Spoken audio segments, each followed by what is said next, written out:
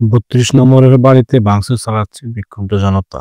ছাত্র জনতার আন্দোলনের মুখে ভারতে পালিয়ে যাওয়া আওয়ামী লীগ সভাপতি শেখ হাসিনা বুধবার রাত ৯টায় ভাষণ দেবে বলে জানিয়েছেন।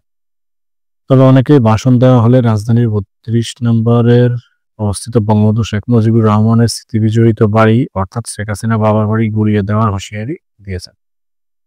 বিভিন্ন অ্যাক্টিভিস্ট ফেসবুকে ৩২ নম্বর গুড়িয়ে দেওয়ার কথা লিখেছেন। রাত ৯টায় তারা বুলডোজার নিয়ে হাজির হবেন বলে জানিয়েছেন। এই কর্মসূচিতে তাদের সমর্থনের বিষয়টি অন্তর্বর্তী সরকারের উপদেষ্টা আসিফ মাহমুদ সজীব ভুঁইয়া, বৈষম্য বিরোধী ছাত্র আন্দোলনের আহ্বায়ক হাসনাত আবদুল্লাহর দেওয়া পোস্টেও পাওয়া গেছে। আসিফ মাহমুদ সজীব ভুঁইয়া তার ফেসবুক আইডিতে দেওয়া পোস্টে লিখেছেন, উৎসব হোক। অন্যদিকে হাসনাত আবদুল্লাহ লিখেছেন, আজ রাতে বাংলাদেশ ফ্যাসিবাদের তীর্থভূমি মুক্ত হবে।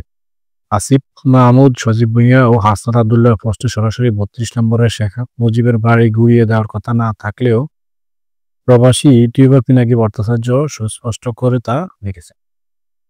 এদিকে রাত ৮টায় ধানমন্ডি ৩২ নম্বরের বাড়িতে ঢুকে গেছে বিক্ষুব্ধ জনতা। তারা ভিতরে ভাঙচুর চালাচ্ছে, গ্রিল জানালা খুলে ফেলা হচ্ছে।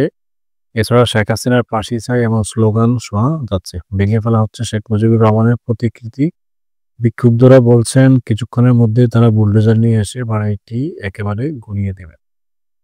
বিক্ষুব্ধ ছাত্র জনতা বলছেন, যারা ছাত্র হত্যার সঙ্গে জড়িত ছিল সেসব ফ্যাসিবাদীদের কোনো চিহ্ন বাংলাদেশের মাটিতে রাখতে চাই না।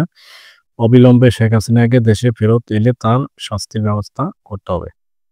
এ সময় উত্তেজিত ছাত্র জনতাকে খুনিয়ে আসলে লাইভে জনতা যাবে ৩২-এ, দিল্লি না ঢাকা, ঢাকা ঢাকা ইত্যাদি বিভিন্ন স্লোগান দিতে দেখা গেছে।